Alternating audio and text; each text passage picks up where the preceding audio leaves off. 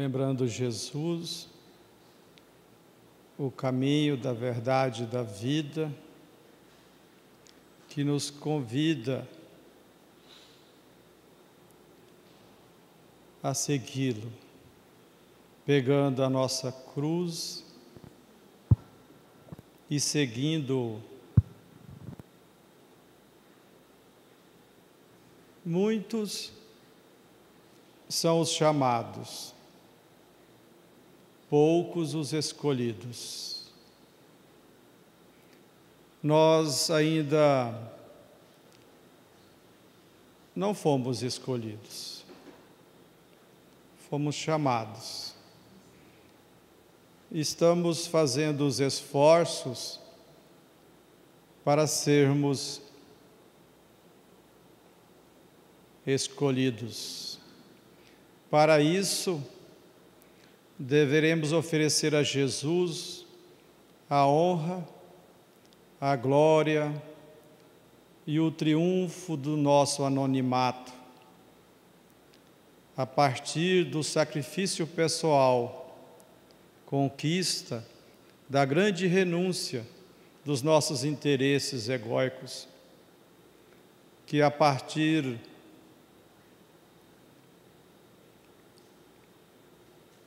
da conexão amorosa, possamos então oferecer a Ele toda a glória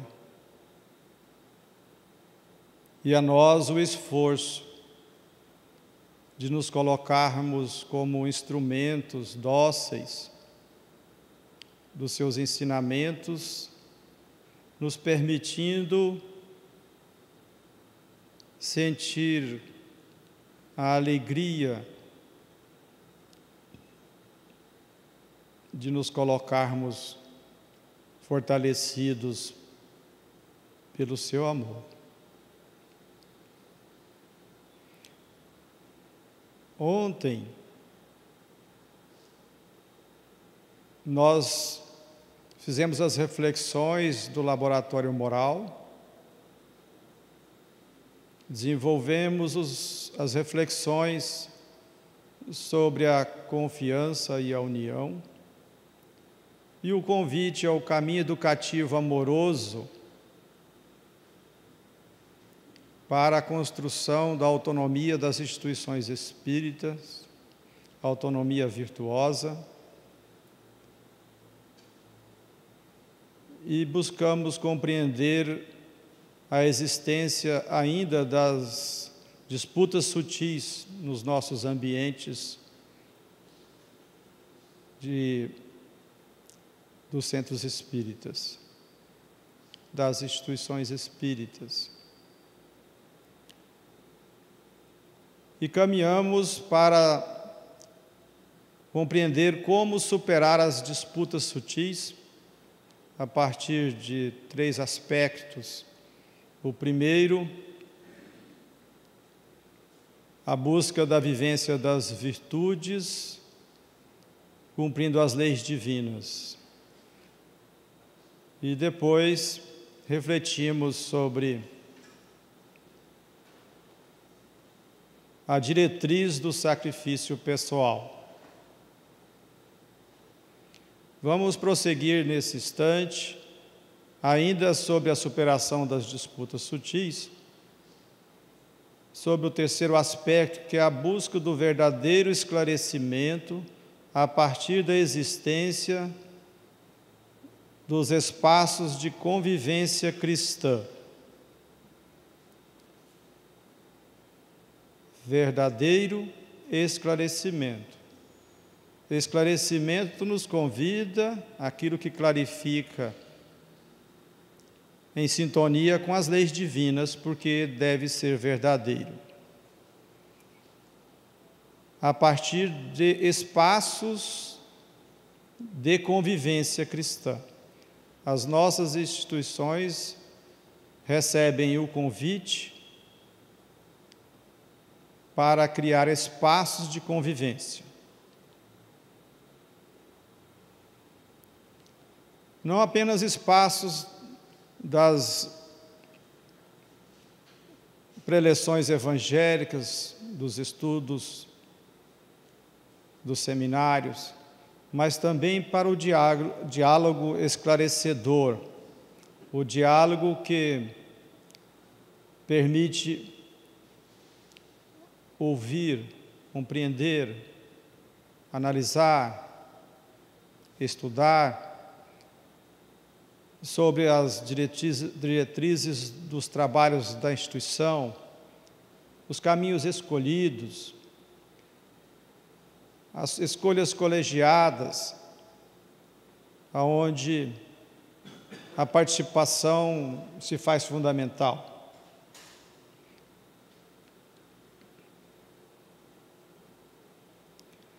As disputas sutis vêm também da ausência do verdadeiro esclarecimento. Isso pode ocorrer quando o indivíduo não quer esses esclarecimentos, ou porque não se deu mecanismos para que o esclarecimento se faça.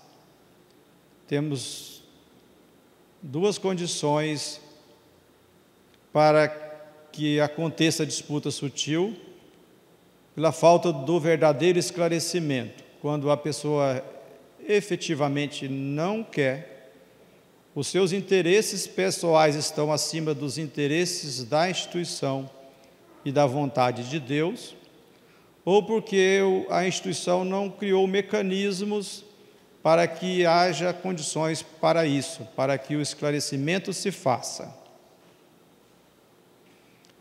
Para promover o espírito imortal, as instituições espíritas devem criar e manter espaços de convivência, propiciando os diálogos com todos aqueles que estão vinculados ao trabalho,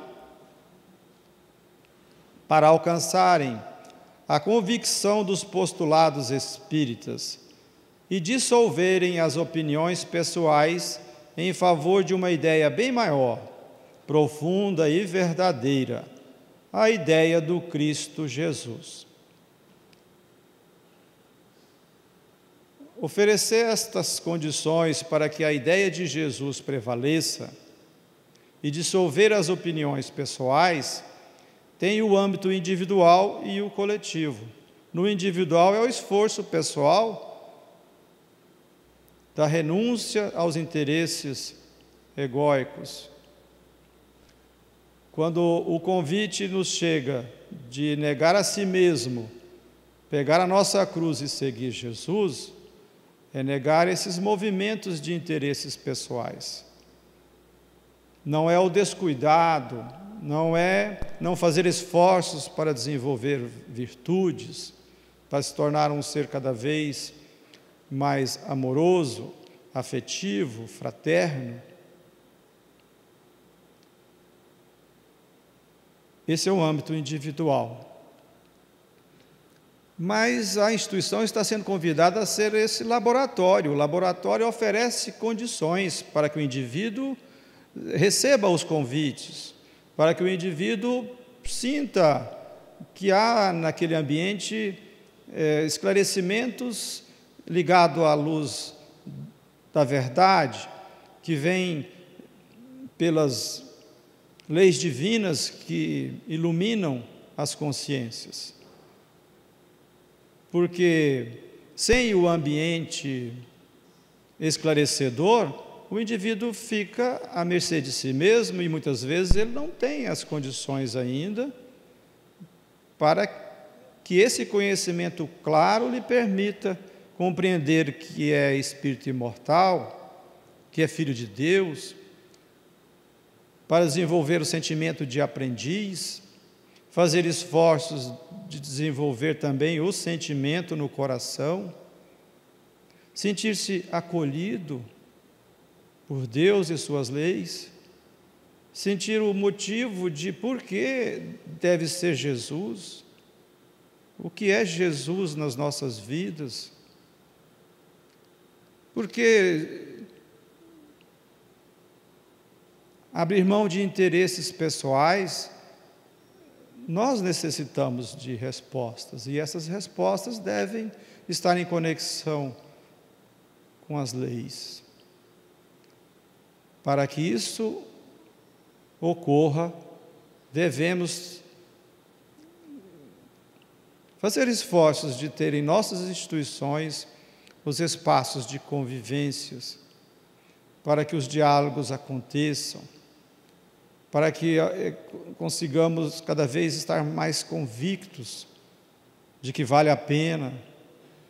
Porque senão o indivíduo pensa assim, eu vou fazer esforços para desenvolver virtudes, mas será que vai dar certo? Será que eu vou conseguir? Será que isso vai dar resultado em minha vida? Eu me sinto tão sozinho, me sinto abandonado. Quando vou me abrir com alguém no centro espírita, já vem logo conselhos, nem me ouvem, já vão me dizer o que fazer. Diálogo é um espaço onde nós aprendemos não só a falar, nós aprendemos a escutar. Escutar não só com os ouvidos, escutar com o sentimento, com compaixão, com afeto, compreender a vida daquele ser, por onde ele está, aonde ele conseguiu ir, até onde ele já foi, quais são as suas necessidades, para que o indivíduo alce as condições de viver sob novos comportamentos. Novos comportamentos têm 3 pilares, aclara o Espírito Honório no livro Eu, Espírito Imortal: a vontade,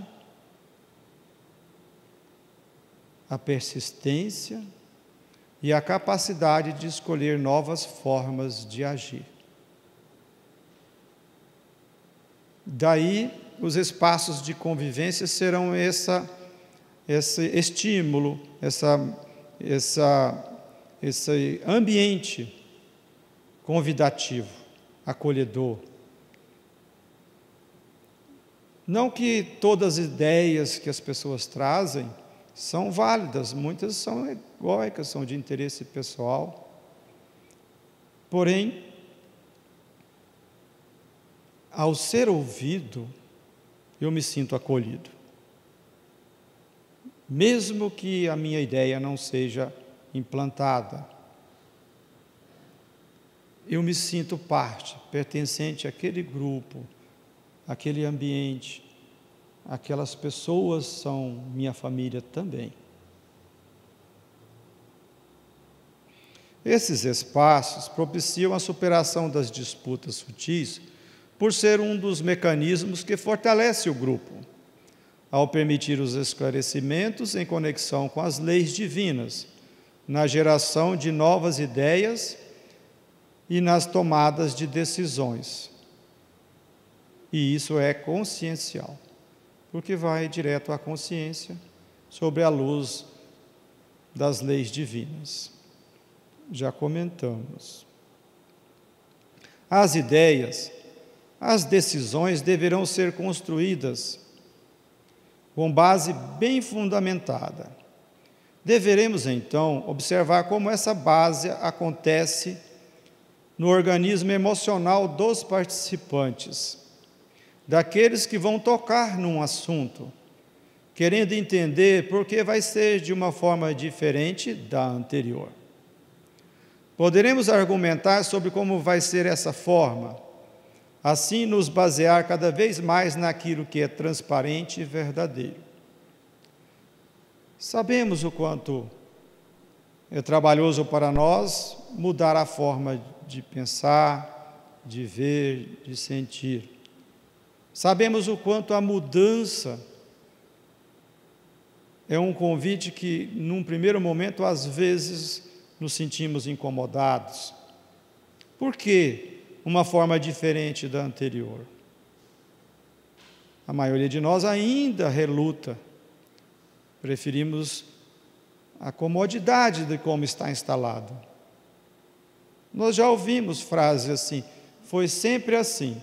Meu avô era assim, minha avó, meus pais, eu sempre vivi assim, e assim sempre funcionou. Aqui nesse centro espírita, por que você quer chegar agora e mudar, se assim sempre funcionou? Já ouvimos isso? Já? E como? Mas nós tivemos oportunidades de refletir ontem sobre o laboratório ser uma oficina que constrói e investiga, que não fica só na palestra, na preleção. Nosso alídio fez toda uma reflexão. Quem está assistindo agora, convidamos depois a acessar, porque vai estar disponível na Fente Play. Porque foi uma reflexão muito profunda de um convite ao ambiente de uma instituição espírita produzir conteúdo, produzir reflexões. Não é trazer algo diferente no sentido de querer reformar a doutrina espírita. Não é isso que está sendo proposto. Porque a doutrina veio dos espíritos superiores e a sua base já foi instalada. É a expressão da verdade, porque veio desvendar as leis naturais, as leis divinas, amorosas. É um convite para investigar como sentir, como aplicar, como viver, como transformar aquilo que é egóico. É para a prática. Vejamos os nossos projetos de nossas instituições, se eles estão fazendo convites amorosos à vivência, para a diluição da angústia, da ansiedade. Ser espírita é um compromisso significativo de mudança e transformação moral. Ser espírita não é privilégio. Eu sou espírita e estou salvo. Eu faço a caridade e estou salvo. Podemos até afirmar que a caridade, em toda a sua extensão, quando abrange o amor, a justiça e desenvolve todo um movimento de autoafeto, de autoamor e vai ao encontro do próximo, é o caminho, sim, da diluição dos movimentos egóicos e de evoluir construindo um ser mais pleno, mais puro, paulatinamente. Porém, é necessário que esse laboratório moral ofereça reflexões de como é essa caridade e como efetivamente aplicarmos. É assim que nós teremos a oportunidade dos espaços que vão diluindo disputas que têm a base nos interesses pessoais.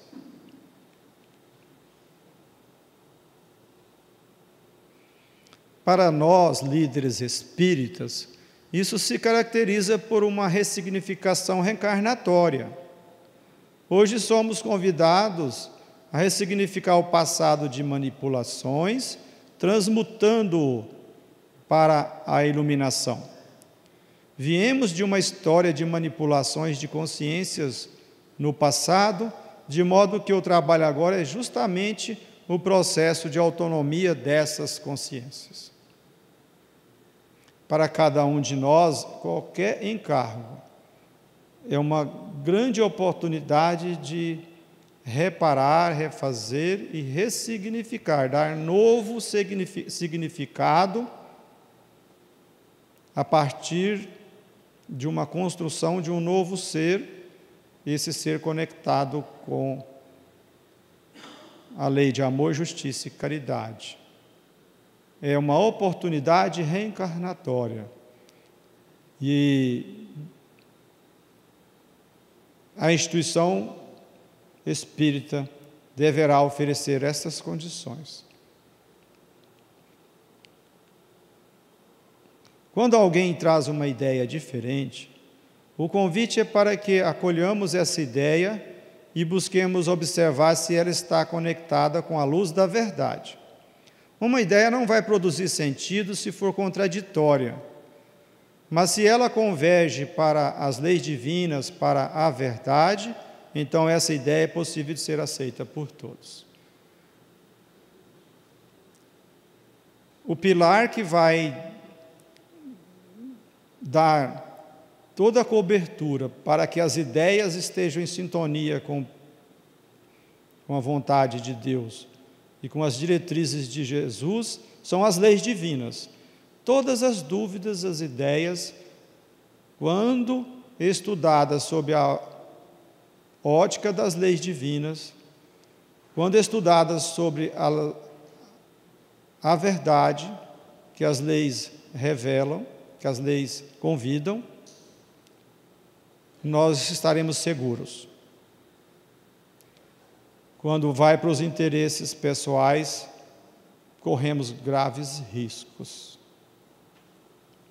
Tudo que emana de movimentos egóicos vem com pinceladas de contradição.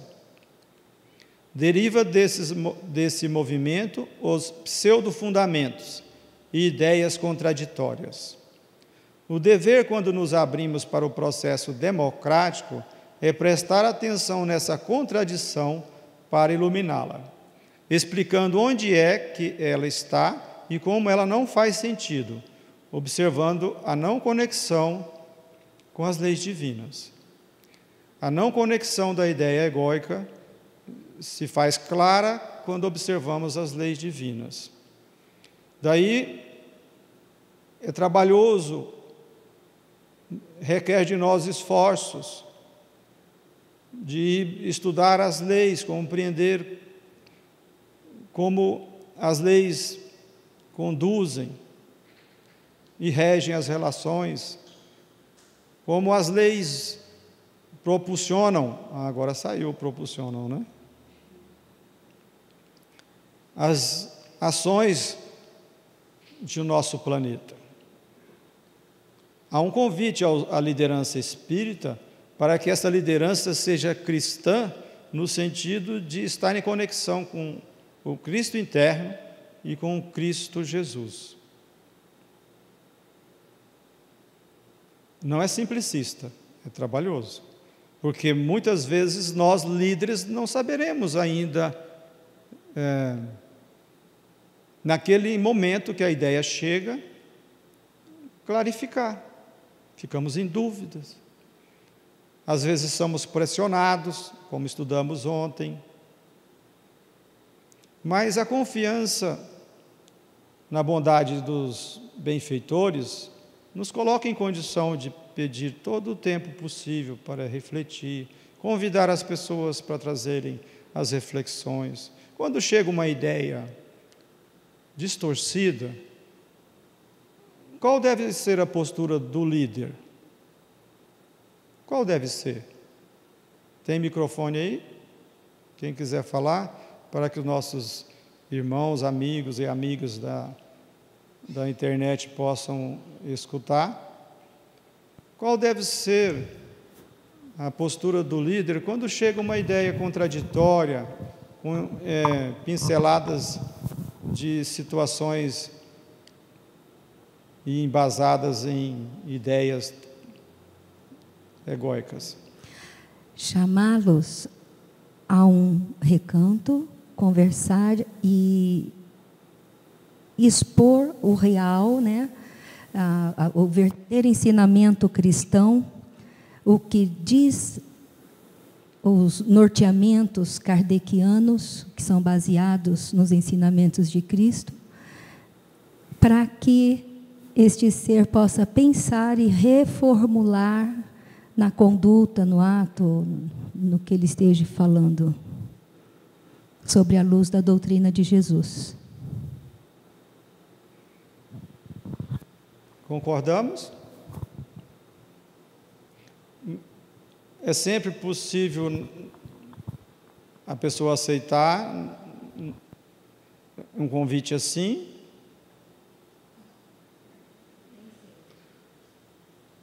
Na hora da reunião, nós temos espaço para pedir todos aguardarem e sairmos para conversar no particular? Não, quando não tem condição de chamar no particular, se estiver numa reunião, ali, amorosamente, com zelo e cuidado, deve escolher as palavras e expor, mesmo assim, a conduta real, com amorosidade, com segurança, porém, a verdade sempre tem que prevalecer. Ela diz que a verdade deve prevalecer e que devemos expor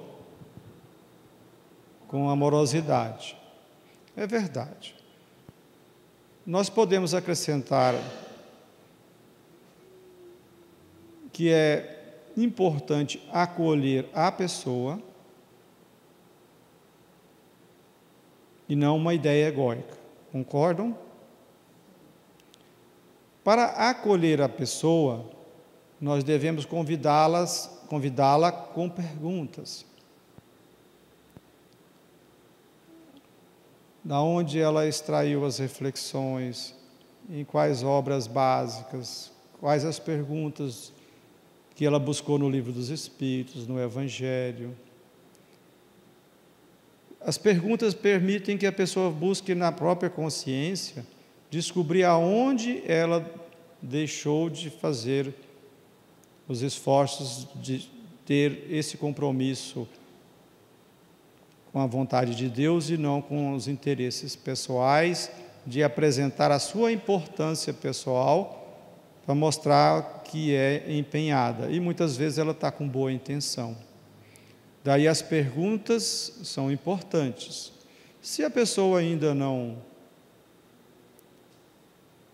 fez isso, convidá-la a fazê-lo. Olha, você pode então trazer para nós o estudo dessa ideia com a doutrina espírita, embasando doutrinariamente. Se a pessoa estiver bem intencionada e com vontade bem direcionada, e se o seu interesse não for de apenas apresentar uma importância pessoal, ela vai fazer esforços de estudar mais e embasar melhor. E ao fazê-lo, ela vai encontrar as respostas clarificadas, se a sua intenção realmente for despersonificada.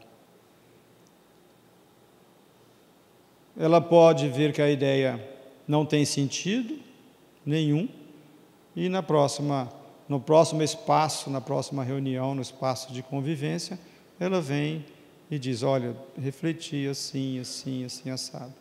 Ou pode redirecionar para uma ideia conduzida sob as reais necessidades daquela instituição espírita.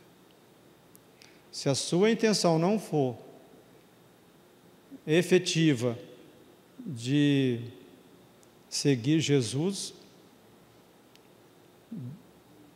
ela não vai fazer os esforços e poderá muitas vezes ficar reclamando.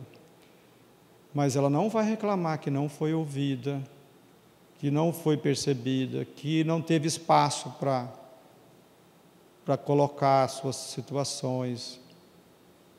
Porque o que mais cria dificuldades, nós vamos ver mais à frente, que criam as paredes invisíveis, é a falta do espaço do diálogo, onde as pessoas podem diluir e dissolver essas ideias, ou pelo menos se sentirem acolhidas e ouvidas. Uma fala, um conceito, ou qualquer outra situação que, quando é egóico, contrapõe as pessoas. Ela quer convencer, quer impor sempre.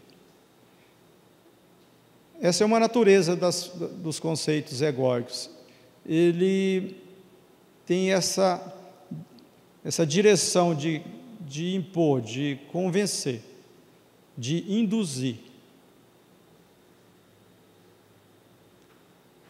de contrapor, e fica sempre combatendo as ideias, sempre combatendo o que o outro fala. Não há uma abertura emocional para ouvir o outro. Há uma...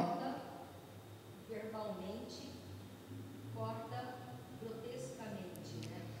Às vezes fica mais evidente, mas muitas vezes ficam sutis, porque a pessoa tende a fazer todo um floreio de que está sendo caridosa, amorosa. E posiciona sempre dessa forma. Veja um exemplo, vamos ver um exemplo bem prático. Se ela traz uma ideia de mudar uma sala de estudo, ou uma sala da evangelização, ou da reunião mediúnica, ou qualquer situação mais do dia a dia da instituição, há um apego àquela ideia e quer convencer de que ela está certa. Essa é uma forma de perceber se há um interesse pessoal. Onde está o fórum íntimo daquele que entra em mecanismo contraditório? Como está funcionando o fórum íntimo dessa pessoa? Certamente que está no interesse pessoal.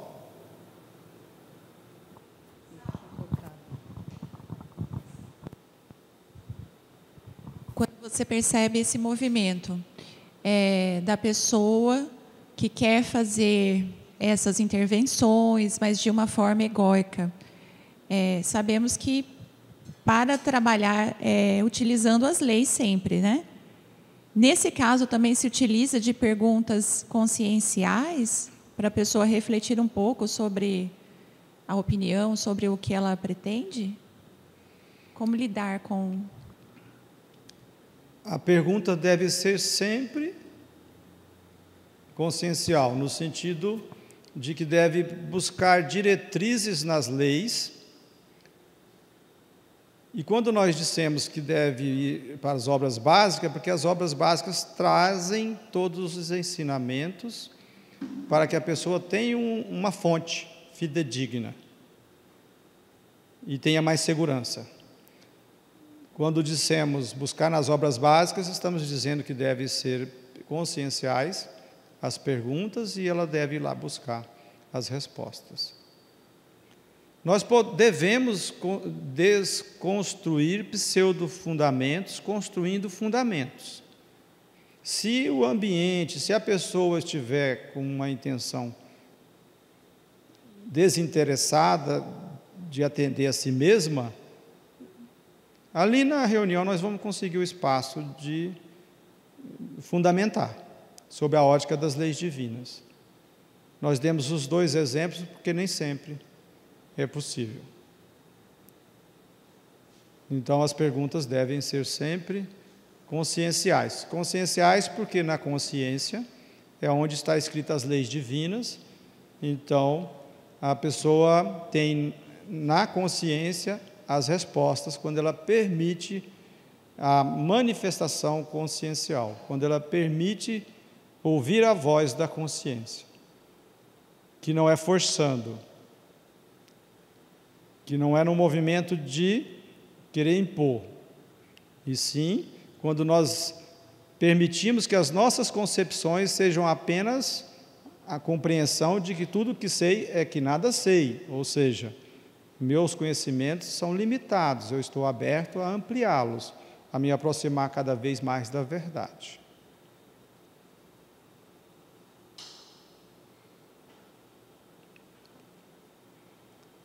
Então, o fórum íntimo está no seu interesse pessoal. Então, a ideia apresentada, quando é verdadeira e adequada, não é contraditória e não tem interesse pessoal. São as duas linguagens que somos convidados a observar. Quando ela tem interesse pessoal, será contraditória e merece esclarecimento e ressignificação. O que dissolve o interesse pessoal no momento em que há disputas sutis entre um ponto e outro? É apresentar que os dois corações, no fundo, querem a mesma coisa. Veja, o líder é convidado ao acolhimento porque ele vai observar a partir da virtude da confiança. Ele não vai colocar o seu foco nos movimentos egóicos que a pessoa está trazendo. Ele vai buscar discernimento para perceber que esses movimentos são contraditórios, as ideias são egóicas, mas ele vai buscar as virtudes que aquela pessoa já se permite manifestar. E a partir dessas virtudes, é que ele apresenta: nós queremos buscar a autoiluminação, nós queremos atender à instituição e não os nossos desejos pessoais. Nós queremos atender à vontade de Deus e que a nossa instituição seja um laboratório em conexão com a vontade dele. E que o projeto iluminativo de Jesus para a Terra tenha nesse ambiente condições de ser instalado, vivido, de ser sentido.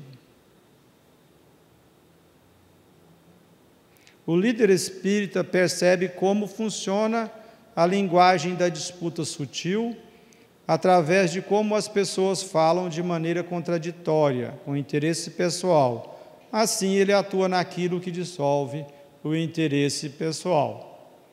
É o que nós refletimos. O que dissolve o interesse pessoal?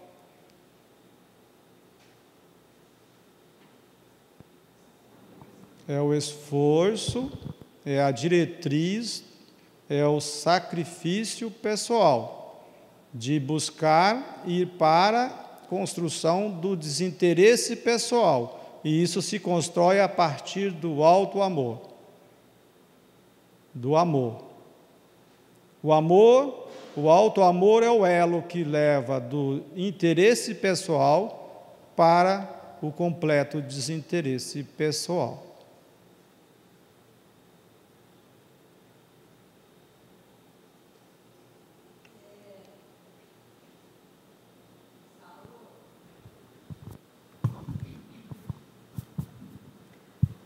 Às vezes, numa reunião,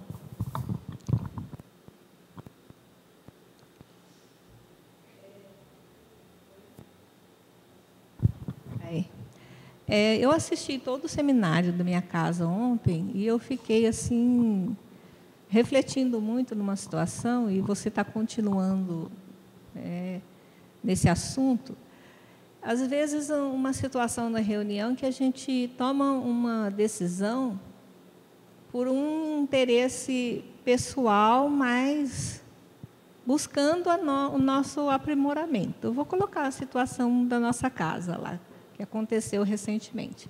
Fizemos uma reunião de diretoria e decidimos mudar o dia do estudo da terça para a quarta. Por quê? Porque nós colocamos como assim uma experiência de há 2 anos atrás, colocamos internet na nossa casa e colocamos essa experiência para que a gente colocasse o estudo das 7h15 às 8h30, para de 8h30 até às 10 horas assistir o reflexivo. Só que as pessoas não aderiram, os estudantes do ESD não aderiram a esse estudo reflexivo. Então, quem assistia esse estudo reflexivo, basicamente, era eu, o seu Severino e a Edith da casa, mais uma pessoa. E, com o tempo, foi ficando nós dois, e a esposa dele, que também teve que deixar por causa de questões familiares. E aí a gente decidiu que... Eu fiquei refletindo, porque eu achei que assim, foi meio pressionado, mudar o estudo para quarta, para a gente cumprir um horário das 7h30 às 9h. E aí eu falei assim, gente, olha, eu não virei mais às terças, porque eu prefiro ir para minha casa e assistir da minha casa o estudo reflexivo. Se mudar para quarta, eu virei. Se não mudar, eu não virei. Eu posso vir só na primeira terça, que é o dia que não tem o reflexivo. Seu Severino foi da mesma ideia. E Cristina falou assim, olha, eu, como quase não venho mesmo às terças, já assisto da minha casa. E aí acabou sendo uma decisão assim, né, por maioria, mas que a outra pessoa, que é monitora, aceitou, mas que ainda tem dificuldade de diluir a situação, a decisão. Ela falou, eu preciso de um tempo para eu aceitar ainda essa mudança, né? E nesse caso, como fica?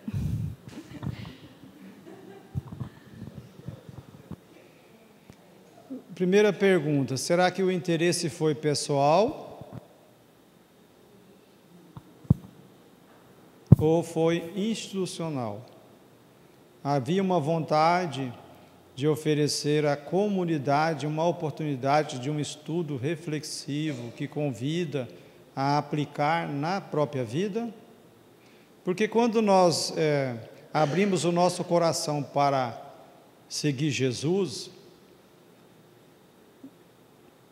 e construir o desinteresse pessoal, a mensagem acalentadora, confortante, que ilumina o coração, nos motiva tanto. E nós conectamos com a lei de amor, justiça e caridade, e o nosso movimento de caridade se torna verdadeiro, significativo. E nós queremos que a nossa instituição, que é aquela que nós morejamos, também venham conosco. Isso é interesse pessoal? Não.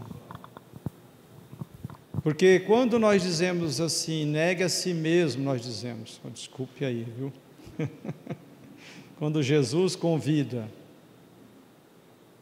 para pegarmos a nossa cruz, quando nós falamos do desinteresse pessoal, nós não estamos falando de descuidado pessoal, de desmanzelo, de cumprir o nosso programa existencial, de todas as atividades necessárias da nossa organização na horizontal da vida e de desenvolver as virtudes, cumprindo o nosso propósito na atual existência. O convite na instituição é que nós façamos uma conexão entre o nosso plano existencial naquele ambiente, porque ele é um ambiente laboratório útil para mim. Eu vou no centro espírita para evoluir os outros ou para me permitir a evolução? Eu vou lá porque lá é o ambiente que me oferece as condições. E aí a caridade se faz presente, a verdadeira caridade. Faz sentido para nós essa questão?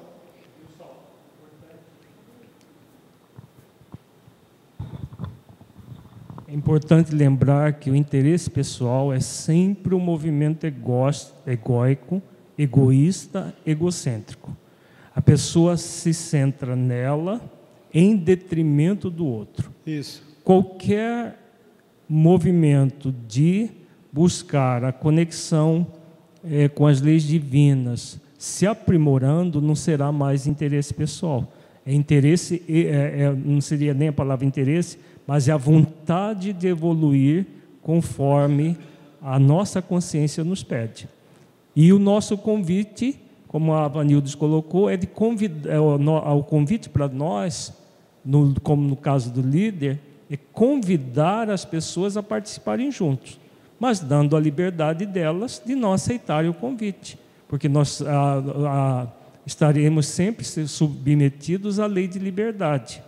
As pessoas são convidadas, como a nossa própria consciência nos convida, mas ninguém é obrigado a seguir o caminho. Então, sempre lembrar, é egoístico, egocêntrico.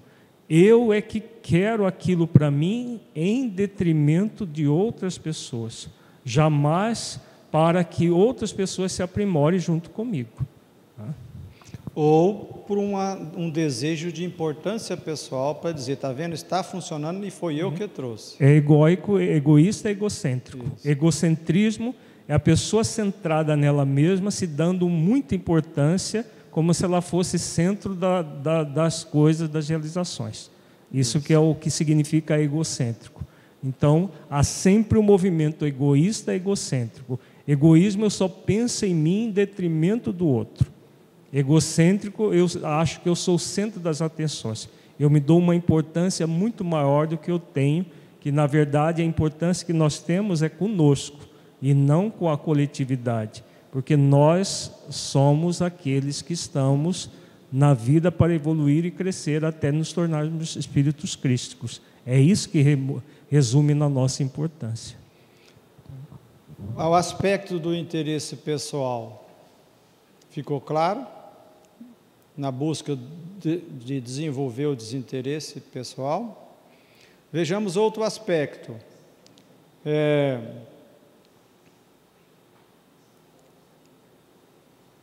Mais dois aspectos, da semeadura e da colheita. E o aspecto do esforço. As ideias que são evolucionárias e com vida à autotransformação moral, têm tido muitas resistências ainda. Concordam? Igual nós trabalhamos ontem, os desculpismos. Lembram disso? Várias formas de dar desculpas por que não engajar em momentos específicos que efetivamente vão oferecer as condições para a transformação moral. Mas o líder espírita, ele se coloca na renúncia pessoal. E ele faz os esforços no limite das suas forças. Ele compreende até onde ele quer efetivamente doar-se, abrir mão de interesses para doação completa.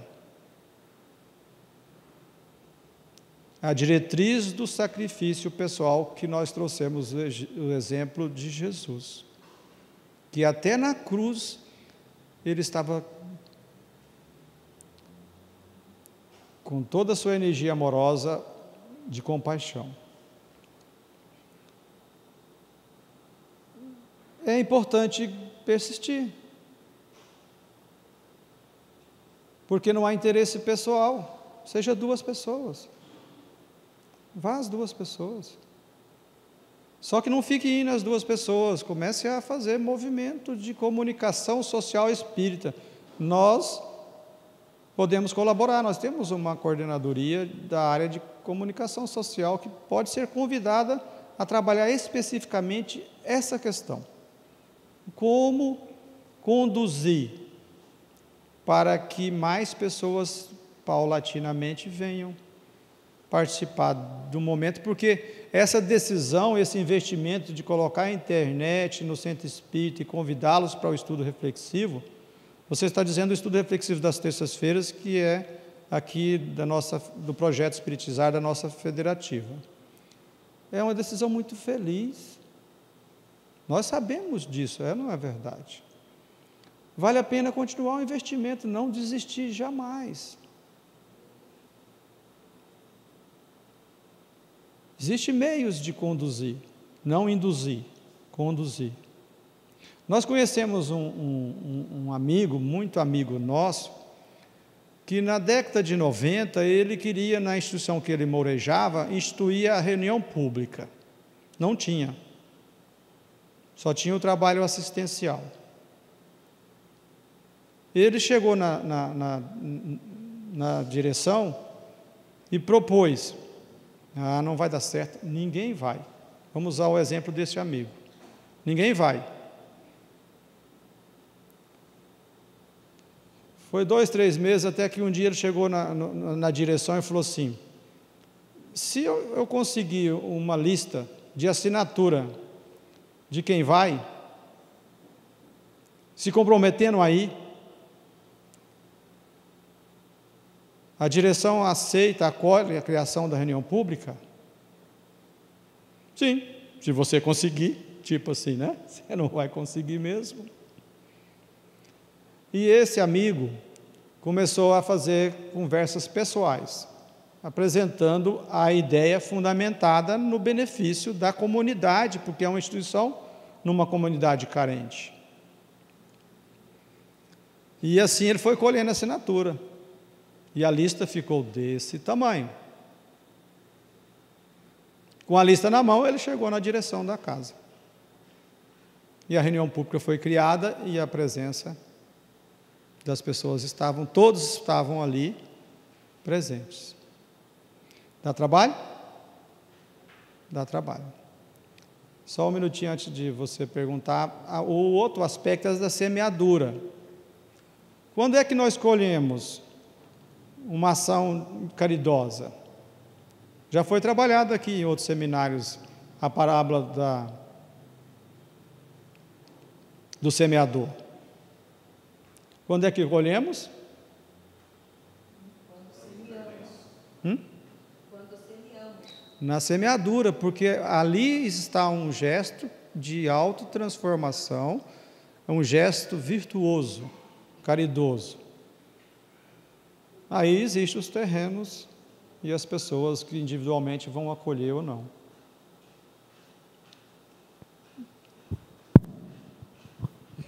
Bom dia. Bom dia. A gente tem vivido uma experiência na nossa casa espírita com o estudo reflexivo, onde houve a resistência, mas, por outro lado, a persistência de quem quis implantar. E o que fez a grande diferença das pessoas que se achegaram hoje, que nós temos um grupo que faz esse estudo de meia hora do estudo reflexivo no sábado, antes das atividades de evangelização, e a gente tem observado que a própria vivência das pessoas que estão no estudo reflexivo tem feito a diferença na vida delas, e com isso a gente vai contagiando os outros da casa pela experiência vivida, relatos de pessoas que hoje conta que houve uma resistência enorme no momento, e depois ela foi falar para a gente que a grande diferença daquela meia hora de estudo reflexivo ali, porque a gente passou claramente para as pessoas que, como não existe a lei de obrigação, e diante de todo o movimento que nós estamos passando, hoje tudo é de forma consciencial. Então, não adianta eu estar fazendo 10, 20 horas de estudo, se aquilo não tem representado nada na minha vida. O que isso tem significado para mim? O que é essa meia hora de vida? Eu não consigo falar da minha vivência, que seja 2, 3 minutos, mas eu tenho me sentido melhor com aquilo. Eu tenho visto que os meus problemas é o mesmo. De hoje, 20 pessoas fazendo esse estudo reflexivo. E a gente tenta agora expandir esse estudo, porque meia hora para 20 pessoas é muito pouco. Mas só o fato de um falar e os outros ouvirem, e depois, na convivência dentro da casa espírita, que um vai comentando, poxa, como que aquilo foi importante para mim? Tinha percebido daquela forma. Nossa, isso é muito bom. Então, é aquilo. O que é bom para mim tem que ser bom para o outro também. Isso é o que o Consolador nos ensina, não é? Se eu estou numa doutrina que me consola, que me dá as explicações do meu sofrer, do meu viver, eu tenho que querer isso para o meu próximo. Então, isso é contagiante. E esse é um efeito de meia hora de estudo reflexivo no sábado e na segunda-feira, depois da nossa palestra pública. Então, fica aí para que a nossa irmã não desista. Obrigada. É uma forma. Essa meia hora é um instrumento motivador. Foi como instrumento motivador para que ela vá para o outro estudo da segunda-feira, que tem um tempo mais adequado. É isso?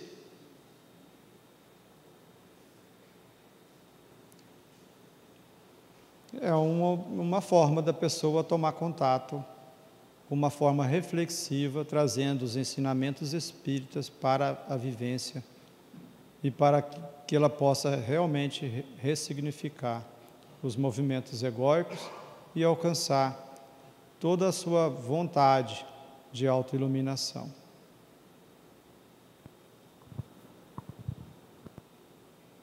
Tudo bem? Sabe, posso colaborar nesse sentido?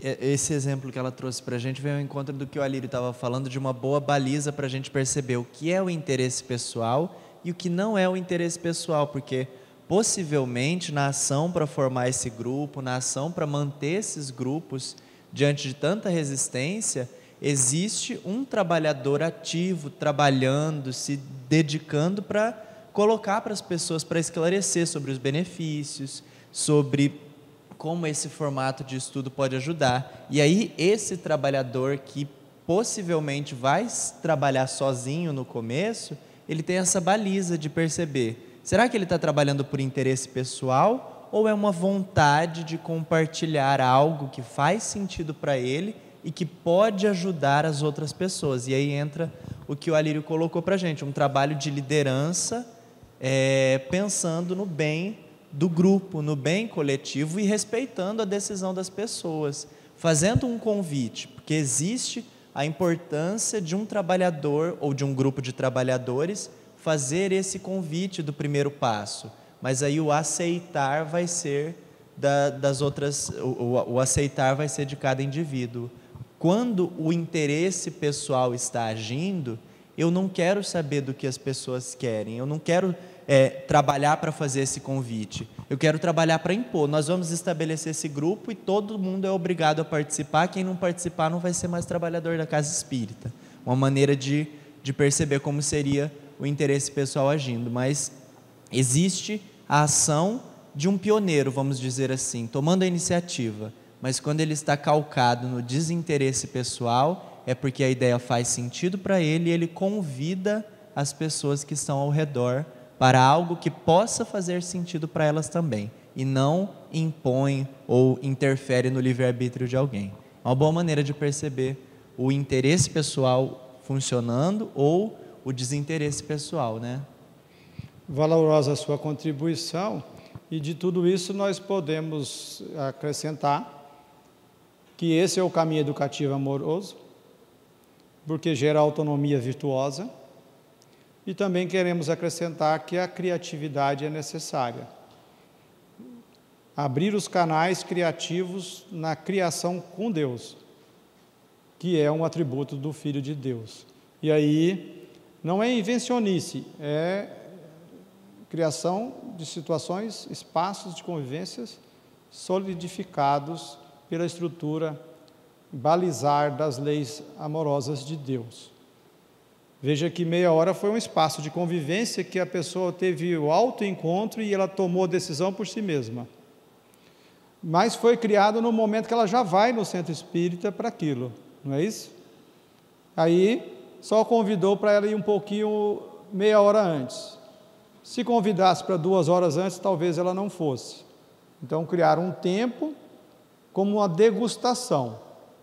Naturalmente é preciso tomar cuidado, porque podemos, em meia hora, precisa de um esforço para que essa degustação não seja, a pessoa não saia dali com dificuldades de respostas não bem conduzidas. Mas é uma forma, é um modelo, um exemplo para nós todos. Isso gerará muito mais autoconfiança, proporcionará muito mais conexão com a verdade, e a nossa liderança será cada vez mais feita por movimentos de autoexemplificação. Exatamente o convite. A pessoa sente acolhida, sente confiança em si e sente valorizada e permite continuar, mesmo que as suas ideias, quando egóicas, não sejam acolhidas. E essa é a conexão com a verdade que vai permitir ela se sentir pertencente ao grupo e não ir para a inibição, para a desistência ou para a negligência. Transformaremos os espaços de convivência em laboratório de ideias onde vamos pensar juntos, abertos para receber com transparência e serenidade o que é trazido. Poderemos ampliar e resolver da melhor maneira as questões. Assim é que se vai gerar uma terceira forma de pensar. É o grupo avançando e gerando. A terceira forma de pensar é a nova oportunidade, a nova instalação de um novo grupo de estudo, de uma nova situação que venha beneficiar e cada vez mais a instituição ser esse laboratório de ideias.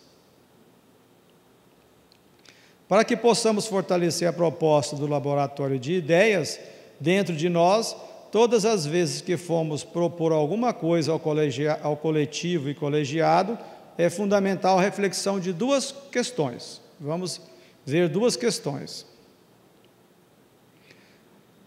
Que estejamos muito bem embasados da ideia proposta, evitando propor de maneira desconfigurada ou incerta uma questão.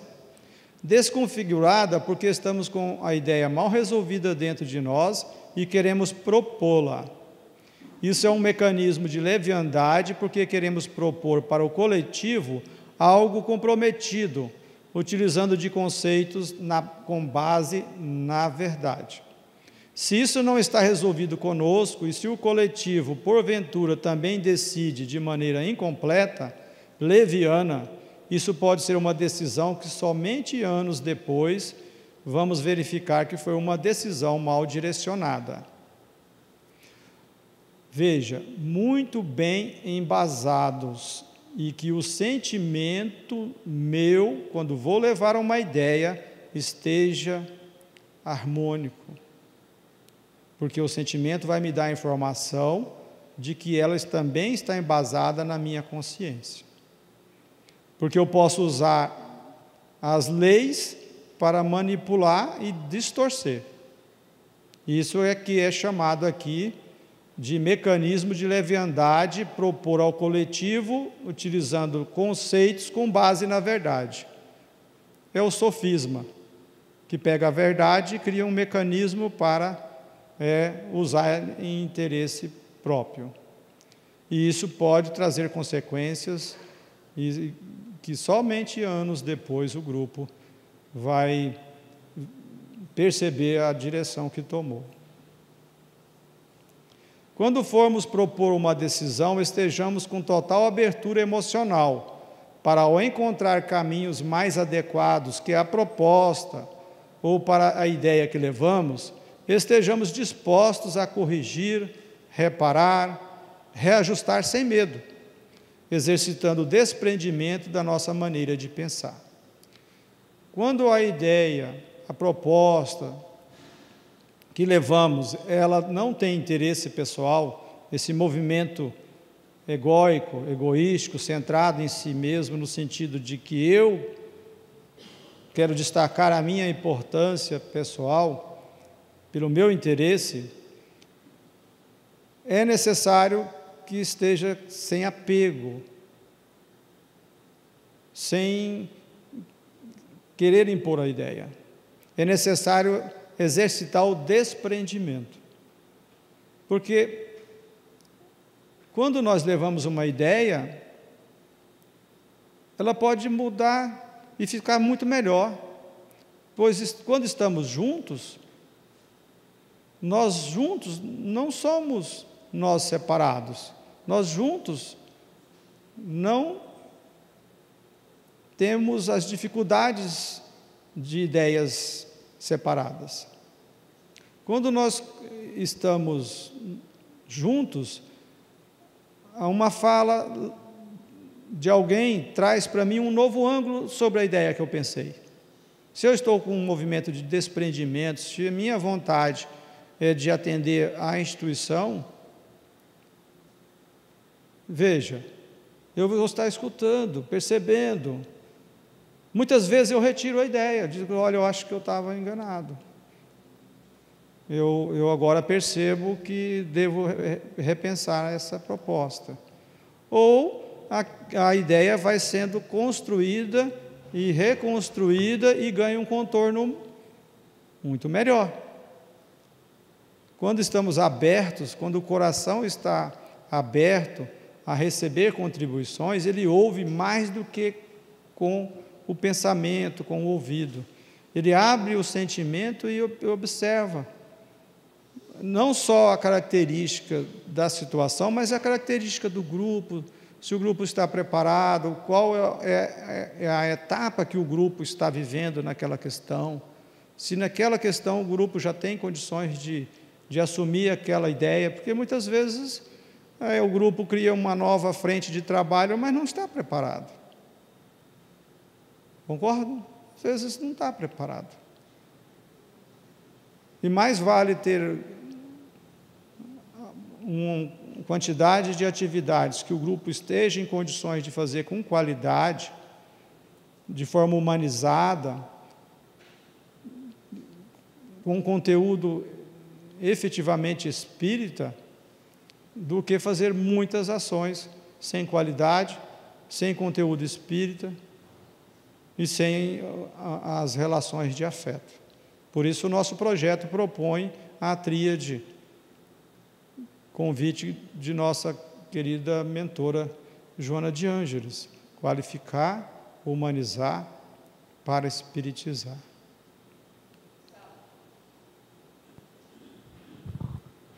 Dentro dessa questão de você falar do desprendimento, né, da nossa maneira de pensar, eu e a Izzy, nós criamos uma proposta, vou dar um exemplo, na nossa casa onde nós frequentamos.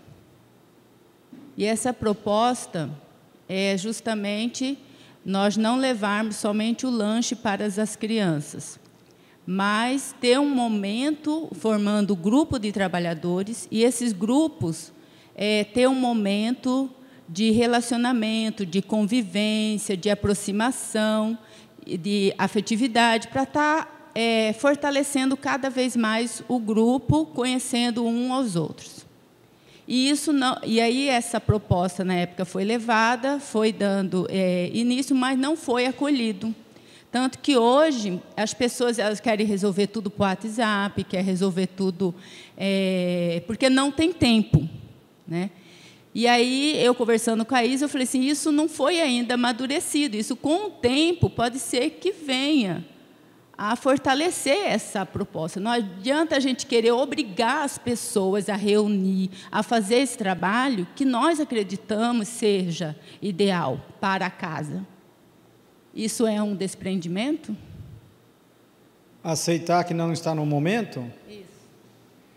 O desprendimento individual, pessoal, ele sempre está presente quando nós fazemos esse exercício de não nos apegarmos a uma situação.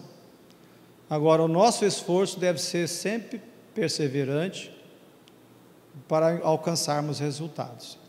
Porque senão nós vamos usar o desprendimento para criar aí o que nós chamamos de sofismas e uma desculpa.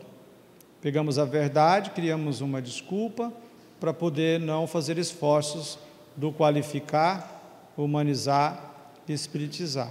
Veja que o qualificar, ele está em todas as questões, tanto na estrutura do lanche, quanto na qualidade do lanche, quanto na qualidade do horário, do ambiente. O qualificar está nisso, mas o qualificar também está em levar conteúdo espírita, levar o afeto. O qualificar é todo um esforço para criar um ambiente que viva doutrina espírita com afeto. Se for uma atividade meramente de levar o lanche, ela fica mecanicista, pode ter as qualidades apenas do alimento, da estrutura, da sistematização, mas não tem do afeto e do conteúdo espírita. O humanizar, ele está também em como construir tudo isso, como terá esse espaço de convivência, quais serão os esforços para que possamos conviver. Porque se um grupo de trabalhadores não conviver, é um laboratório de aprendizado com Jesus, e o espiritizar, porque esse grupo necessita de convivência, estudando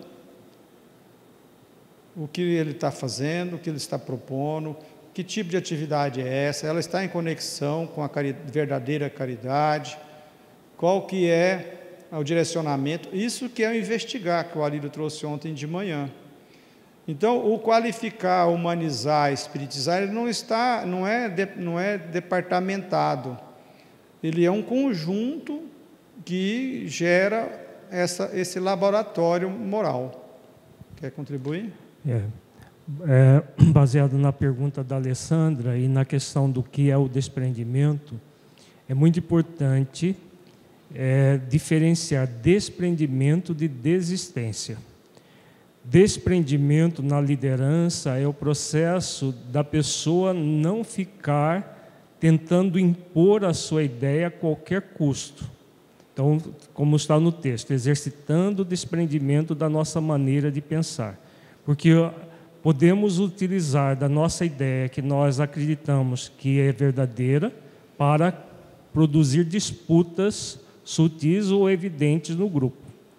A ideia é exercitar o desprendimento, mas jamais a desistência da ideia que vai gerar o bem coletivo.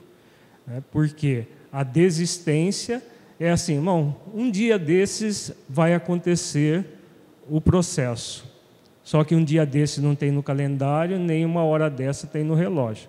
Então, é sempre lembrar que nós vamos, no esforço do bem, passa por aquilo que o Tiago falou agora há pouco, na questão da Vanildes, o esforço do bem vai ser sempre de convidar. Convidar quantas vezes forem necessárias, um grupo de pessoas, uma equipe de pessoas que esteja acomodada a certas práticas, os líderes ou mesmo colegas de trabalho têm o dever consciencial de convidar as pessoas a um engajamento maior na seara do mestre, né? Porque a preguiça moral e a preguiça, de um modo geral, ainda é muito forte. E tem a ver com o desculpismo que nós vimos ontem. As pessoas usam 1000 desculpas para não se engajarem efetivamente no trabalho da seara. Então, propor ideias de melhoria quantas vezes forem necessárias. Agora, sem impor, o desprendimento vai estar sempre nesse patamar. Quando eu começo a impor a minha ideia, eu sou convidado a fazer o exercício de desprendimento, não de desistência dela. Então, vou repetir. Aqui na nossa federativa, nós temos 10 anos de estudo reflexivo. Foram só do estudo reflexivo das obras básicas, 7 anos e meio. Já estamos há 1 ano do estudo reflexivo das dimensões do espírito imortal, mas começamos em 2002 tudo isso. Mais de 10 anos de trabalho, de estudo dessa área reflexiva. Ainda temos pessoas na federação que não participam, depois de muitos anos, mas nunca vai cessar os convites e a perseverança no esforço de convidar, e de chamar e de conscientizar. Agora, cada pessoa vai ter o seu tempo. Ficou claro? Se queriam uma resposta para sair daqui tranquilos, pode sair tranquilo, porque conseguiu mais trabalho.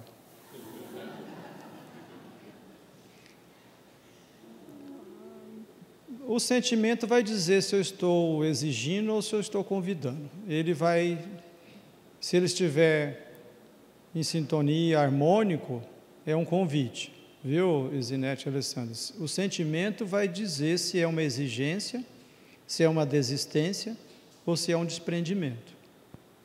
O desprendimento, como o Alírio lembrou, sempre permanece com o objetivo, sempre vai convidar, sempre vai se incluir, nunca vai desistir. A semeadura já tem a colheita. A colheita nos outros corações é individual, é cada um que faz a sua escolha. Muitos serão chamados e poucos fazem os esforços para serem escolhidos. Sem julgamento, sem querer dizer que nós somos melhor que os outros, que nós estamos aqui porque nós já escolhemos e agora nós somos melhor que os outros. É arriscado irmos para a soberba, irmos para uma situação de querer se posicionar melhor. Podemos reconhecer sim que já não somos algozes, que somos espíritos arrependidos, mas o quinhão que nos cabe é de estarmos a devolver aquilo que recebemos. O quinhão dos escolhidos ainda não nos pertence, somos espíritos arrependidos. A característica de espírito bom, Jesus disse, bom só o Pai. Então, os espíritos nos apresentando que a bondade é uma virtude de espíritos superiores. Bem? Perguntas? Devemos respeitar o momento do grupo, quando este não se preparou ainda para acolher iniciativas importantes. O desinteresse pessoal conectado com a verdade permitirá o desprendimento, mesmo quando algo aquece o nosso coração, mesmo quando sentimos que aquele caminho é o melhor.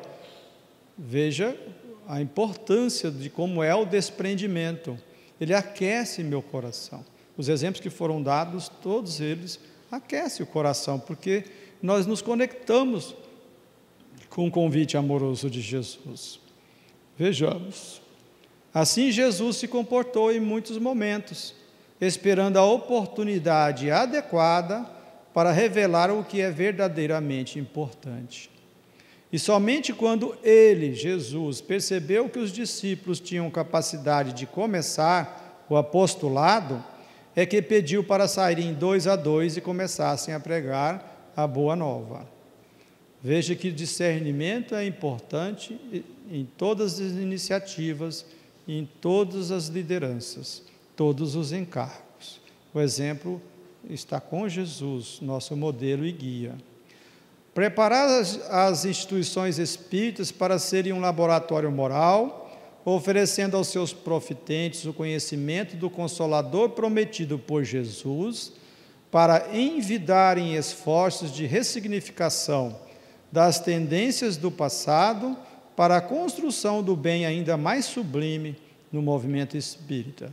É a base da Igreja de Antioquia, no aspecto moral das virtudes cristãs, da Sociedade Parisiense de Estudos Espíritas, no aspecto intelecto-moral, trazendo para os dias atuais o esforço para dissolver o interesse pessoal, desenvolvendo a mais meritória de todas as virtudes, assentada na mais desinteressada caridade, como nos propôs os Espíritos Superiores na questão 893, do Livro dos Espíritos.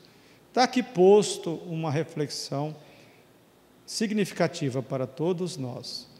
Laboratório moral, tendo os espaços de convivência para que essa oficina seja efetiva em todos os corações.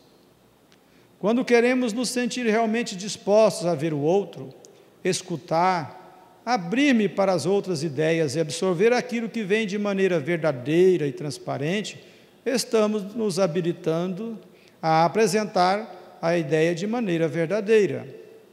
Quando queremos nos sentir, vejamos o sentimento.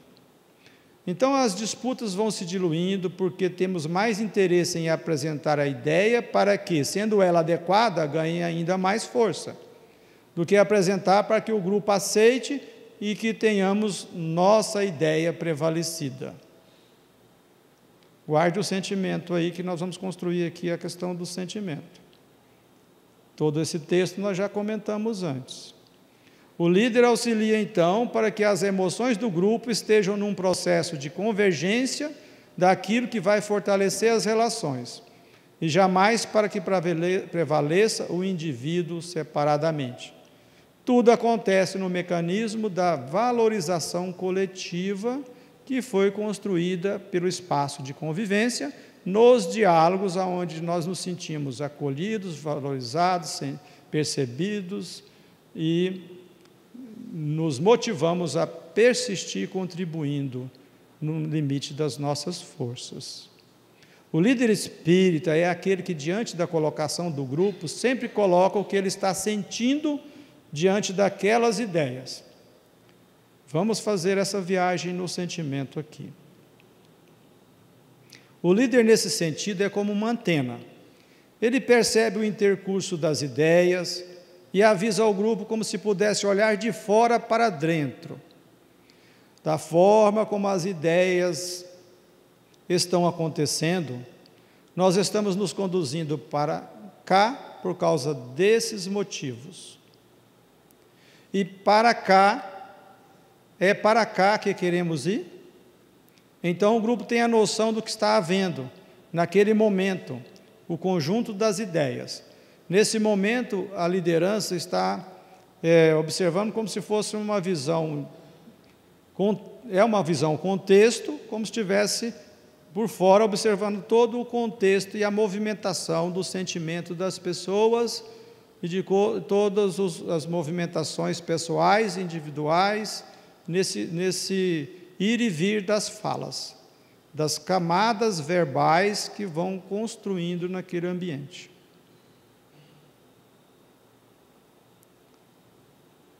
Ok?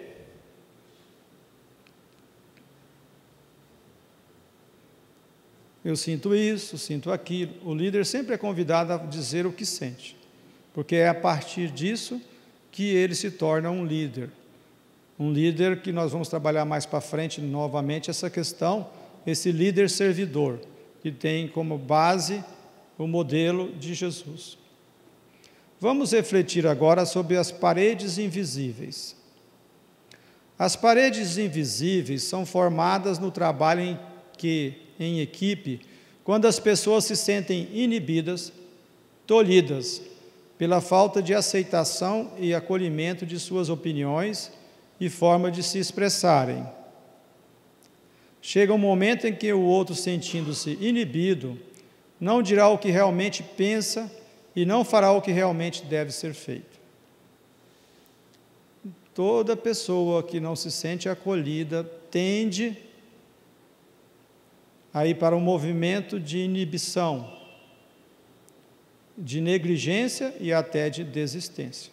Às vezes fica na negligência, permanece, mas não atua de forma abundante.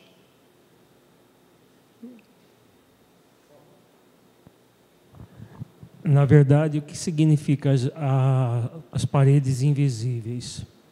É um processo de isolamento. A pessoa permanece na reunião, permanece na equipe, mas como se ela criasse um quadrado de vidro isolada dos demais. No módulo passado do trabalho de liderança, nós refletimos sobre a questão do isolamento quando o filho pródigo, ele perde tudo e entra num processo em que ninguém lhe dava nada. Então, esse movimento de que ninguém lhe dava nada é o isolamento existencial. Esse isolamento aqui é o isolamento circunstancial, mas muito ligado ao isolamento existencial, porque são tendências que nós trazemos do nosso passado espiritual, às vezes até desta existência, de não sermos acolhidos pelos outros, porque nós não acolhemos a nós mesmos. Temos dificuldade nesse sentido. Então, do ponto de vista psicológico, o que acontece? A falta de aceitação e acolhimento da pessoa com as suas opiniões, porque se as opiniões são egóicas, como nós vimos na disputa sutil, a opinião deve ser trabalhada, mas a pessoa deve ser acolhida apesar das opiniões, para que não desperte dentro dela o processo do auto-isolamento, que vai gerar o isolamento do grupo como um todo, né? Então ela se isola em paredes invisíveis. Ela está, mas não está. Isso é muito comum no trabalho em equipe, no processo da liderança e trabalho em equipe, das pessoas ficarem no movimento isolacionista dentro do todo. E aí, muito significativo isso, há um convite do individual e do coletivo, porque o individual, ele colabora no coletivo, e o coletivo colabora para o individual. Eu não devo usar como desculpa se o coletivo não está me oportunizando, porque quem se inclui somos nós nesse trabalho de ressignificação desse isolamento existencial que se manifesta agora no isolamento circunstancial. Sim, é verdade. Quem se inclui é a própria pessoa, mas cabe à liderança estimular a inclusão. Isso. Então, no trabalho de liderança, é importante que os líderes fiquem observando o que nós trabalhamos na parábola em setembro. Observe o que está acontecendo com a equipe, porque no trabalho espírita cristão, todos nós somos convidados a crescer em conjunto. Se o líder também se isola no processo, porque o líder também pode criar uma parede invisível e ficar. Não, cada um é responsável pelos seus atos. Isso é verdade. Mas aí criamos o sofisma a partir da verdade, como nós vimos agora há pouco. Isso. Cada um é responsável pelos seus atos, cada espírito, sim, vai dar conta da sua administração, mas cabe a nós, no esforço coletivo, de aprimoramento em conjunto, porque esse é o grande objetivo do trabalho do bem dentro dos centros espíritas, né, que nós estimulemos uns aos outros. Neste nível evolutivo que nós estamos, é exatamente isso a proposta de Jesus, quando ele diz: os meus discípulos serão conhecidos por muitos se amarem.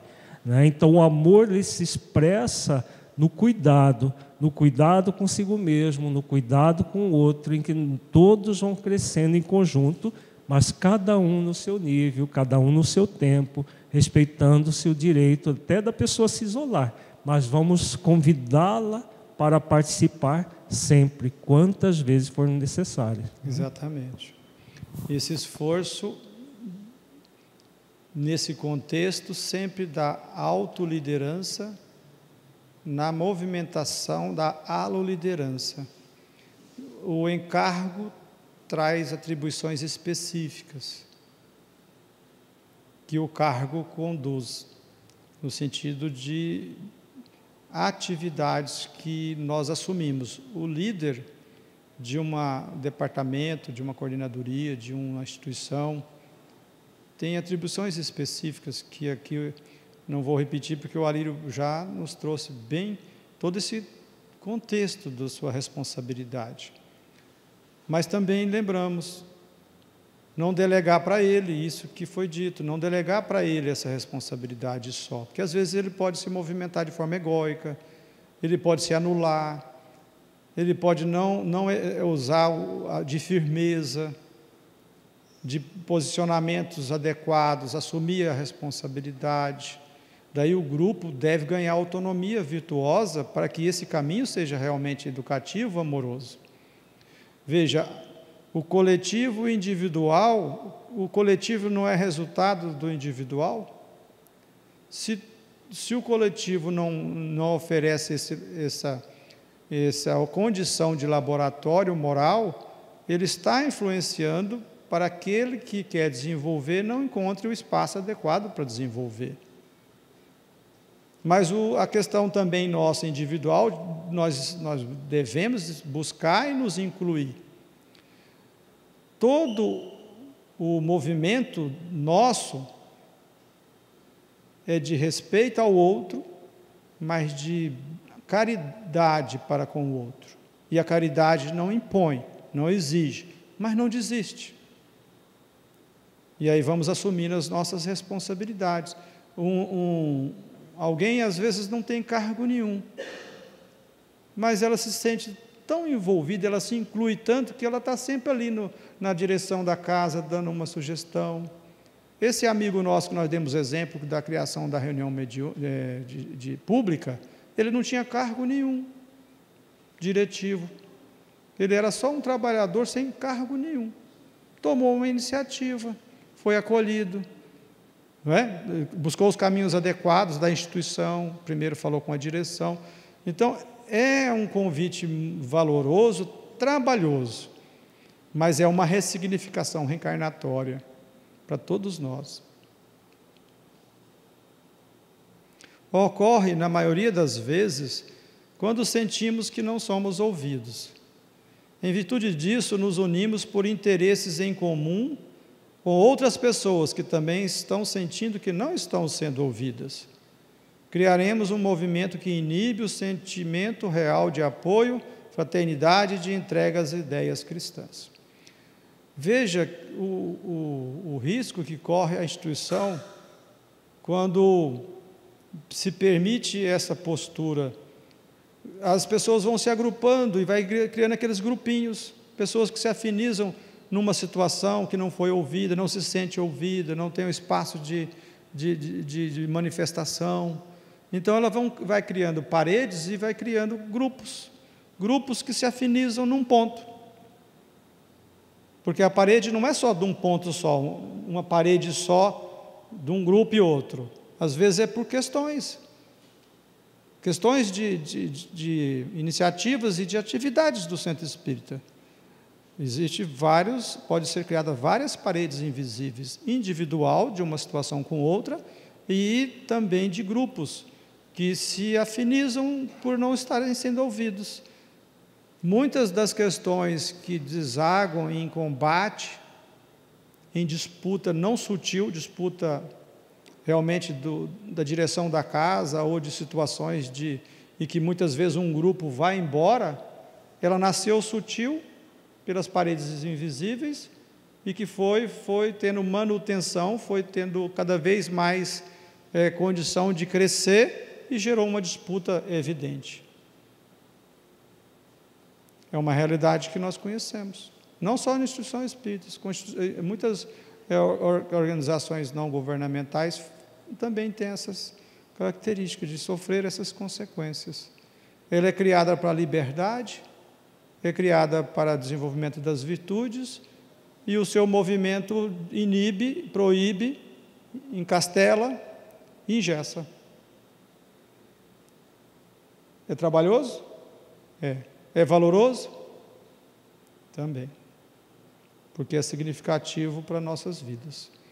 Reflitamos que é fundamental os espaços de convivência, mas não apenas isso. No diálogo, se permanecermos apenas nos mecanismos de argumentação e convencimento, manteremos a parede invisível. É aquilo que nós dissemos, não é ouvir com o ouvido e o pensamento para contra-argumentar. Fazemos muito esse movimento de a pessoa está falando, eu já estou maquinando como é que eu vou responder. Eu nem ouço ela com o sentimento. É aí que há interrupções. Você já viu alguém estar falando e o outro interromper? Já viu? Isso acontece? É? Um monte. Então, por que interrompe? Há um medo, um receio, um apego, como se os resultados da instituição pertencessem a si. Joana de Ângeles trouxe para a gente uma reflexão, não me lembro agora qual livro, que devemos fazer a nossa parte e o resultado pertence ao Criador de tudo, a Deus. O nosso movimento é de propor, promover, convidar, oferecer. permitir, que nasce na autopermissão, na autopromoção, no autoamor. Daí, não há perigo. Nada que os outros fizerem vai respingar em mim, o que respinga em mim é aquilo que eu efetivamente me permito. Daí, no ambiente de convivência, ouvir é mais do que ouvir com o ouvido. É buscar, observar o que a pessoa está propondo, qual foi a intenção dela. Veja, às vezes a pessoa traz uma ideia totalmente egóica, mas ela trabalhou meses para gerar aquela ideia, ela dedicou madrugadas para construir um projeto, ela achou que estava correto. E nós nem olhamos e falamos, puxa vida, que esforço você teve, olha a valorização da pessoa, valorizar o esforço dela, a dedicação, a intenção, né? Agora, se a intenção estiver mal direcionada, nos cabe aí dizer sim, sim, não, não. Aí a firmeza, a condução, tudo aquilo que nós já refletimos, de buscar no ambiente toda a fidelidade a Allan Kardec, para que assim possamos ser fiéis e comprometidos com Jesus. É o movimento de acolhermos, de sermos afetivos, pela confiança e fraternidade, que gerará a união entre todos. Somos espíritos únicos, com pensamentos e sentimentos em níveis distintos de evolução. Por isso ainda existem as ideias contrárias. Porém, todos queremos realizar o mesmo objetivo, a autoiluminação, servindo na seara com Jesus. Esse é o convite amoroso, a confiança que nasce na autoconfiança, que coloca foco nas virtudes, gera uma aproximação harmônica, fraterna, e nós estaremos unidos, porque nós queremos buscar a autoiluminação. É esse o nosso objetivo, e sabemos que a instituição deve ser esse laboratório moral. Portanto, se uma parede invisível é percebida no ambiente coletivo ou no âmbito individual, devemos ampliar o nosso poder de recomeçar. Vejamos agora um convite sobre o que é recomeçar. Percebemos que houve alguma situação. Um grupo se isolou. Uma coordenadoria começou um movimento de se sentir preterida. Normalmente, quando a pessoa faz o movimento de isolamento circunstancial, que deriva dessas questões mais profundas, ela se sente vítima. Ela se coloca como vítima, que é uma forma de manifestar orgulho, mascarado de inferioridade. E ela se afasta e não faz o movimento de se incluir, não faz os esforços de se permitir permanecer. Tem seus limites, devemos compreender que nós temos os nossos limites, mas ela faz, é comum ela fazer o movimento de vitimismo. Agora vamos pensar no recomeçar. Vamos refletir juntos. Recomeçar quando verificamos que houve afastamento emocional após uma discordância, uma ofensa, um mal-entendido ou qualquer outra situação conflitante. O convite não é apenas esperar que o outro se reaproxime, quando nós mesmos podemos fazer esse movimento iluminativo. Veja, aqui há um convite para nossas reflexões. A pessoa se afastou, aí nós ficamos assim. Eu vou aguardar a hora que ela aparecer na minha frente, ou a hora que ela falar comigo, aí eu vou refazer a ofensa. Não é assim. Nós somos convidados a nos movermos construtivamente. Não é assim que Jesus exemplificou. Não é aguardar que o outro tome iniciativa. Pode ser que o outro tome, mas o dever comigo é, com a minha consciência, de buscar a autoiluminação. Daí, se eu sou o dirigente de um centro espírita e percebo que uma coordenadoria, um grupo, criou uma parede invisível e está numa postura, eu tenho um dever muito trabalhoso. Às vezes vai meses para refazer, mas é meu dever de ir ao encontro, conviver, ouvir, conversar, perceber, sentir. Essa é a verdadeira caridade. Veja, nós não estamos no Centro Espírita para promover só palestras, são importantíssimas. Sem a palestra evangélica, quem chega às portas do Centro Espírita não vai ter a oportunidade de ser consolado e perceber que ali existe um ambiente que lhe oferece o alívio para que ele possa buscar a sua autoiluminação. Mas é o ambiente laboratório dessa proposta que lá no início ontem nós trouxemos do irmão Antônio, que é dessa saúde relacional, desse desafio dos relacionamentos. É o grande laboratório, porque é aí que mora todo o esforço de transcender os próprios limites, fazendo todo um esforço caridoso. É aí que a manifestação caridosa vai ao encontro. Olha, disciplina, dedicação, organização. Veja o quanto nós somos convidados a ter toda uma condução pessoal para sistematizar, para organizar os espaços. No caso de um grupo de pessoas que se afastou com uma parede invisível, eu vou ter de organizar um convite para estarmos juntos, vou ter de organizar dia, horário. Isso não é simplicista. Isso requer toda uma dedicação, todo um processo que nos dias atuais não são mais como antigamente. Na época dos primeiros cristãos, existiam, como foi dito ontem, as distrações desnecessárias. Mas a organização pessoal e os encontros eram mais fáceis que nos dias atuais, concordam? Porque as tarefas do dia a dia eram mais unificadas, mais diretivas. Normalmente a pessoa tinha uma tarefa e depois se permitia isso. É um convite também para que nós possamos simplificar as nossas vidas. Mas esse recomeçar é um movimento amoroso, caridoso, que eu efetivamente quero me permitir de ir ao encontro do outro.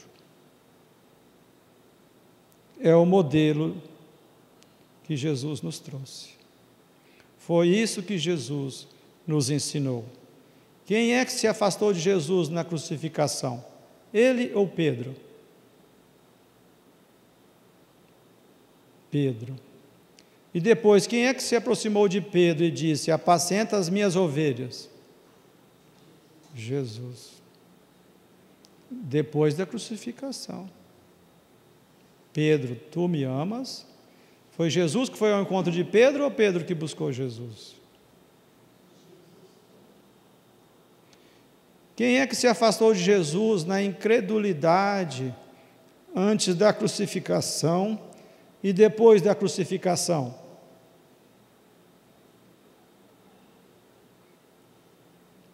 Tomé.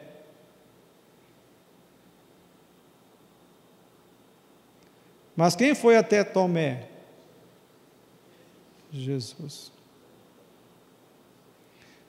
Ele sabia de nossa pequenez, assim como sabia de nossa grandeza, enquanto essência divina.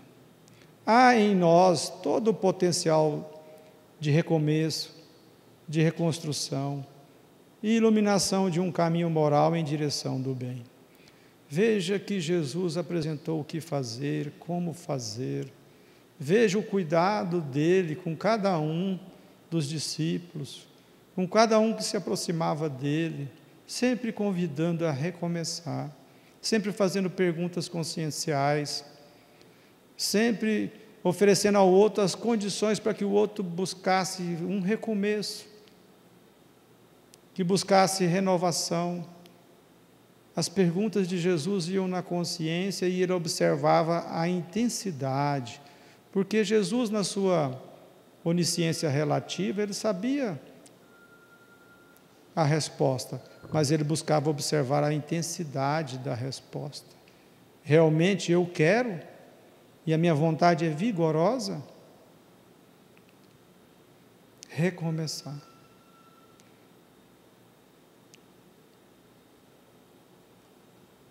Vejamos a psicologia das crianças.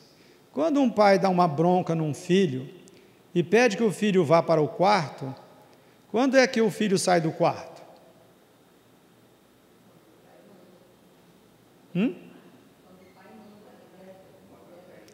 Quando o pai vai até ele.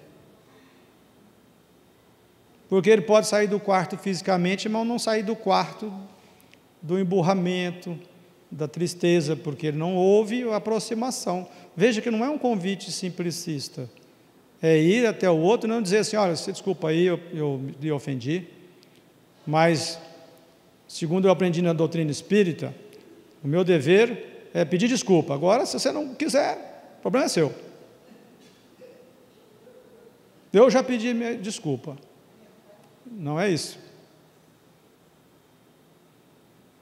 É efetivamente manifestar, irradiar o sentimento caridoso da minha consciência para alcançar a consciência do outro.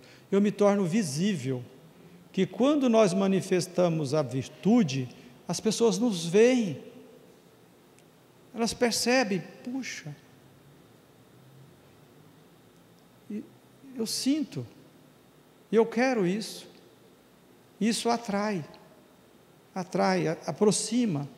Nós começamos a diluir essa parede invisível e essa distância que existe entre nós passamos a ser um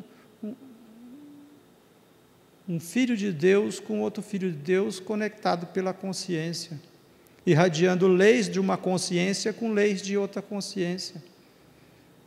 Cada vez mais vamos unificando a nossa relação pelo que somos em essência, diluindo os conceitos e conectando com a essência. Eu vou diluindo os conceitos que tem sobre você, porque cada vez mais eu vou me aproximando de um só, que não é um conceito, é o que é o que você é, porque eu vou ao encontro do que sou. Assim é Jesus conosco. Como Jesus pensa sobre você? Sobre eu? Ele vê várias pessoas? Ou ele enxerga o que nós somos em essência? Quando ele se aproximou de Tomé, o que ele viu em Tomé? O Espírito, Filho de Deus, com todos os atributos de Filho de Deus. Quando ele buscou Pedro, o que ele via em Pedro? A negação de Pedro? A desconfiança? Será que esse Pedro vai, não vai? É o grande modelo. É o movimento da criança interior cultivado dentro deles. Entrar no quarto levando a candeia, iluminando todos os cômodos da casa. Esse é o nosso compromisso. Todos os cômodos dos nossos sentimentos. Esse é o nosso compromisso. Perguntas?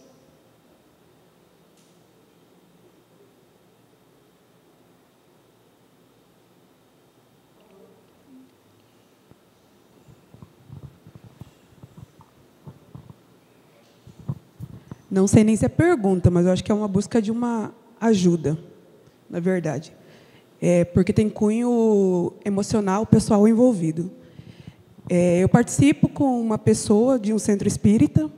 Às vezes acontecem situações lá que a outra pessoa acaba sendo criticada, porque é uma pessoa um pouco ansiosa e que quer que as suas coisas que ela faz de coração sejam acolhidas, e nem sempre é. E aí acaba que essa situação gera uma tristeza nela profunda, que acaba afetando em todo o trabalho que ela vai fazer, e acaba levando para dentro da minha casa, porque eu convivo com a pessoa. E aí é uma situação que você fica sem saber o que fazer, porque você percebe que a pessoa tem uma fraqueza para lidar com as críticas, que ela tem uma vontade muito grande de ajudar, mas que tem essa fraqueza de lidar com as críticas, E que você fala, às vezes, é com você, não se preocupa, isso daí não é você. É da pessoa que fez isso com você que é assim. Não é porque ela falou que isso, que acontece que você seja assim. Mas a pessoa guarda isso dentro dela e não consegue lidar com isso. E isso acaba afetando em mim, que estou do lado dela. Porque eu percebo que é uma questão psicológica também que tem nela, de uma falta de aceitação dela mesma, como foi colocado, né? Mas que eu não sei como lidar, porque às vezes eu vou lidar e parece que só no momento que eu ajo de maneira mais drástica um pouquinho com ela, ela acaba aceitando, mas se acolhe, quer dizer, ela se afasta. E eu fico mal com isso, porque eu vejo que nesse momento eu acabei ofendendo, machucando, para ela perceber que não é aquilo daquela forma, mas acaba que ela vai se afastando. Eu estou vendo que ela está se afastando um pouco de todo esse trabalho de espiritualização que ela está tendo. E acaba afetando no nosso lar, às vezes. E eu não sei como agir, porque eu já tentei procurar ajuda, mas a ajuda como psicólogo já deu alta para ela, dizendo que ela não tem nada, que é normal. Então, eu fico sem saber o que fazer, porque eu tenho que respeitar o livre-arbítrio da pessoa. Mas eu estou vendo o sofrimento da pessoa do meu lado. E eu fico naquela angústia, eu não sei o que fazer, porque é minha companheira também de trabalho espiritual, sabe? É minha força ali também. E eu não sei muito bem como lidar com isso, sem estar ofendendo a pessoa para ela acordar. É um pedido mais de ajuda, assim, de conselho. Eu não sei muito bem como fazer. São alguns aspectos importantes. Às vezes a pessoa pode estar numa situação grave e vai necessitar realmente de terapeuta e de todo um trabalho profissional.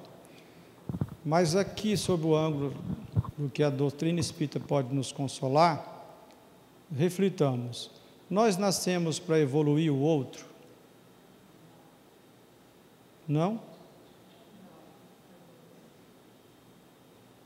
E isso nos leva a pensar e refletir sobre a importância de semear, mas sem querer que o outro se movimente, porque eu quero que ele evolua. Ou você pode estar tendo um sentimento de angústia porque quer que o outro evolua.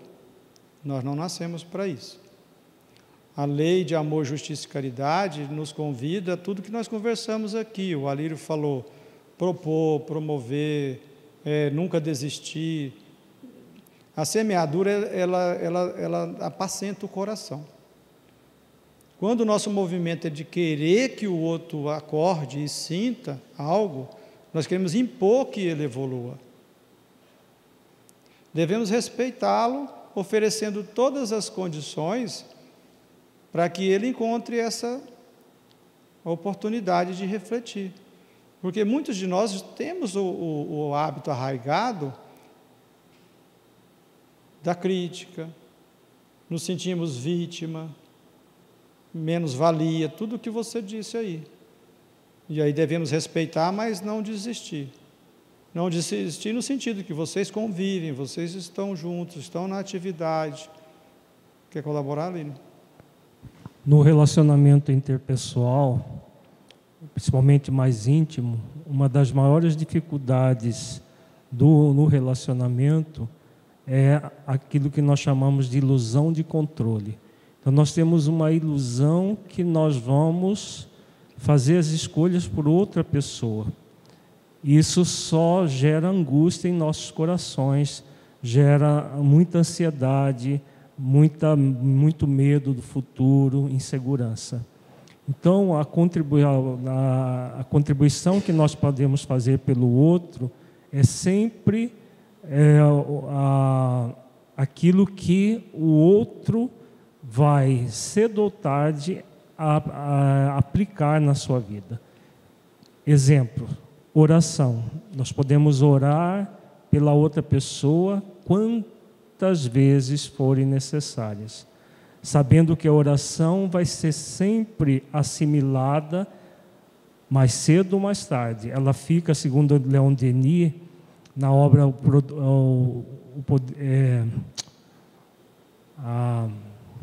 esqueci o nome da obra.